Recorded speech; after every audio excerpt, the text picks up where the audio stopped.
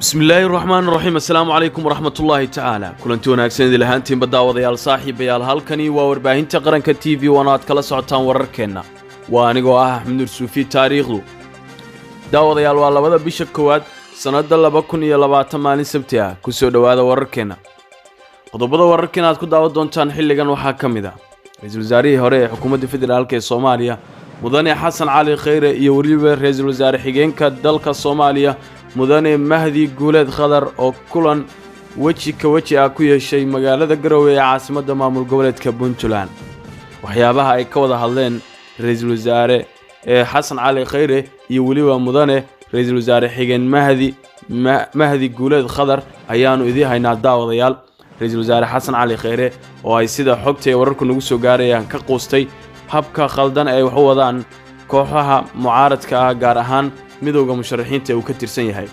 ayna u badan tahay inuu dhanka garabka nabad iyo nolol uu garabka saari doono. daawadayaal xogta wararkeena waxaad ku heli doontaan shirkii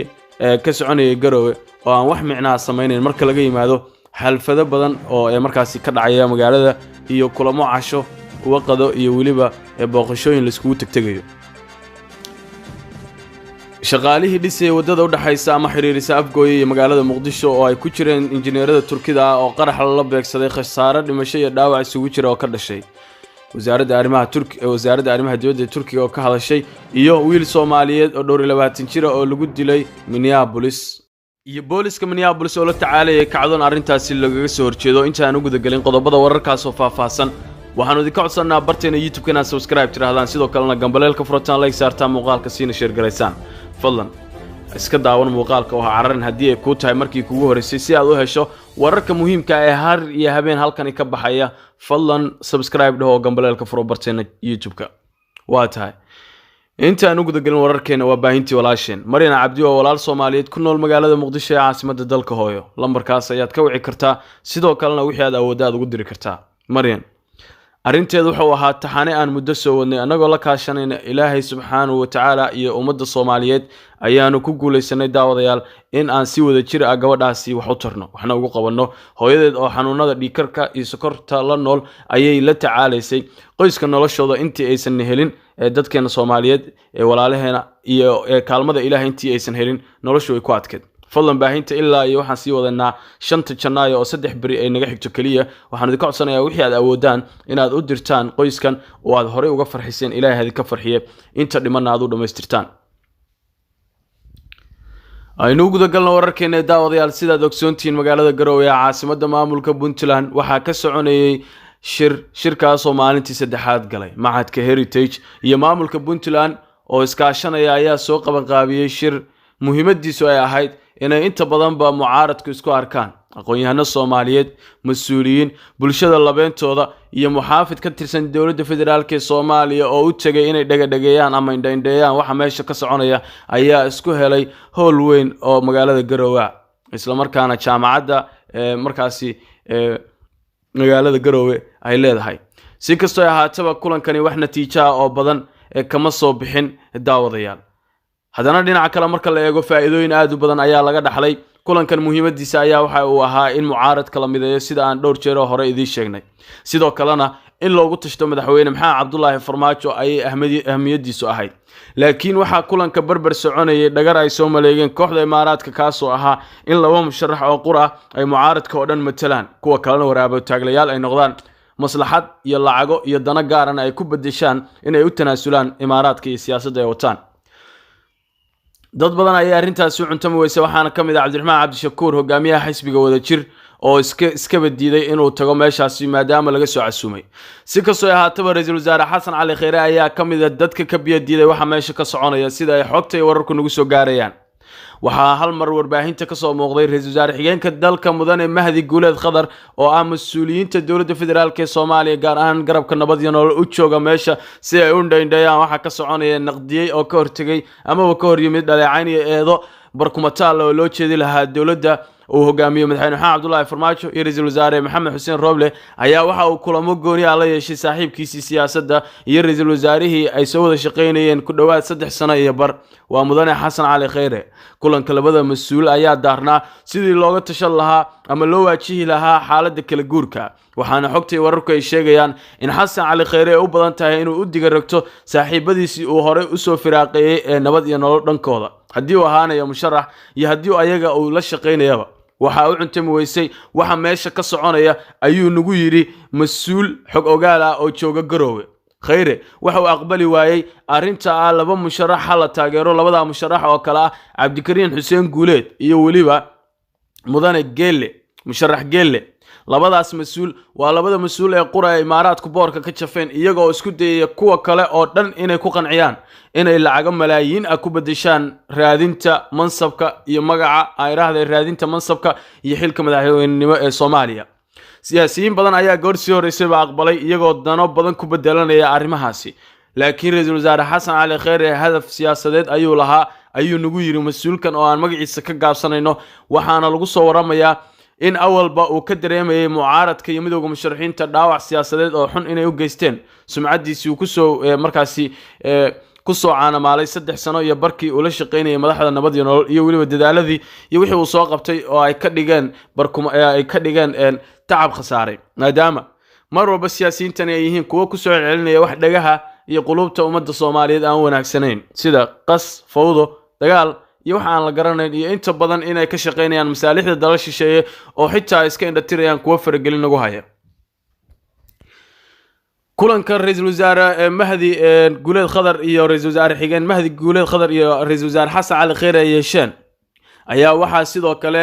xagga madaxtooyada kala soconayay ama filada madaxweynaha Jamhuuriyadda Federaalka ee Soomaaliya waana kulan saaxiibkoodii hore ama laacibkii hore Xasan Cali Kheyre laga yaabo in uu markaasi ugu qosgooyo mucaaradka isla markaana uu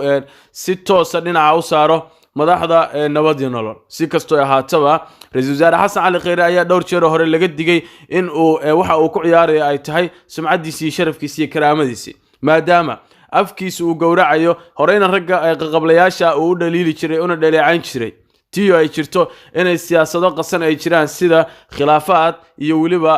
amuuro geeska Afrika ka taagan kuwaas oo u dhaxeeya dalalka Kenya iyo Soomaaliya oo ay mucaaradka ama midowga musharaxiinta uu garabka saaray qaarkood ay taageersan yihiin bakeeyaanka oo iska ilaaween dalkooda dhinaca kale shirkii Garowe ayaa wax natiijo asaas aan markaasi laga filayn marka la eego daawadayaal iyadoo laga bixi waayay kulamo markaasi iyo casuumado iyo waliba booqashooyin markaasi iska dalxiis aad moodo ayaa kulanku uu ku soo ilaaday wax natiijo oo hadda la taaba karo oo aan weerar nabad iyo nolol la weeraray iyo weerar mucaaradku ay madaxdii nabad iyo nolol meesha joogay ay weerareen ma ahane wax kale oo natiijo oo ka soo baxaya markaasi lama filayo oo aan ka ahayn in dhagarta Imaaraadka uu ku guuleysto in laba musharax la taageero taasna waxa lagu soo waramayaa dadka hanka siyaasadeed leh oo dhan inay ka biyadiidi doonaan oo sida Cabdiraxmaan Shakuur iyo Xasan Cali Kheyre ay u lumiyeen kuwa badan oo ka tirsanaa midowga musharaxiintana laga yaabo inay arintaasi ay ka dhuntaan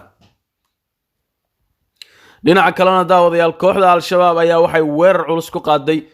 shaqaalihii isku jiray Turkida iyo Soomaalida iyo ciidamadii ilaalinayay ee dhisay wadada xiriirisa Afgooye iyo waliba Muqdisho kooxda Al-Shabaab ayaa waxay sheegeen weerar ismiidaamin ah oo mid ka tirsan dadka la marin habaabiyay shabaabka inuu markaasi naftiisa ku haligay siina galaaftay shaqaale saraakiil Turki ah iyo waliba ciidamada Soomaaliyeed inta la xaqiijiyay waxa ku dhintay hal qof oo Turki ah sidoo kalena waxa ku dhaawacmay 4 qof oo Turki ah sidoo kale daawadayaal oo dhaawacyo kala gedisan ka soo gaareen sidoo kale waxa ku dhintay 2 sargaal oo ka tirsan ciidamada Haramcad sida xogtay wararka ay nagu soo gaarayaan haddaba qaraxa ayaa sidoo kale waxa ka hadlay wasaaradda arrimaha dibadda ee Turkiga iyadoo oo sheegtay khasaare dhimasho iyo dhaawac leh oo muwaadiniin Turki ah ka soo gaaray qaraxii maanta ka dhacay duleedka Muqdisho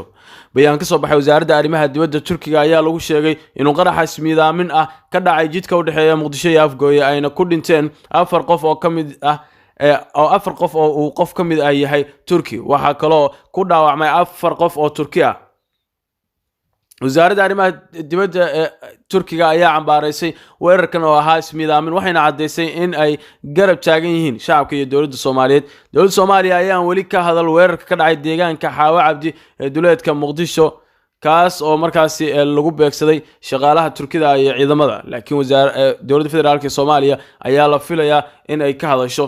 maaha markii ugu horeysay oo qarax la beegsado walaalaha Turkida ah ee caawinaya dadka Soomaaliyeed ee dhisaya jidadka waaweyn ee isku xiriiriya Muqdisho iyo Afgooye iyo waliba Jowhar iyo Muqdisho. dhinaca kale guntiga gabagabadii daawadayaal wararkeena waa dhacdo naxdin leh oo qoys Soomaaliyeed markaasi saameyn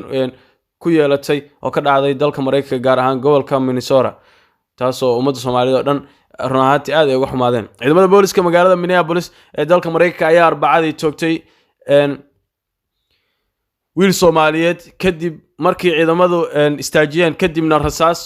ku fureen gaariga uu watay wiilkaasi. qaar ka mid ah Soomaalida iyo dadka kale ee ku nool magaalada Minneapolis ayaa si weyn uga carooday dilka ciidamada booliska u geysteen Dolaal Bayle Ciid oo ahaa 24 jir, waxa ayna dadkan dalbanayaan cadaalad. ciidamada booliska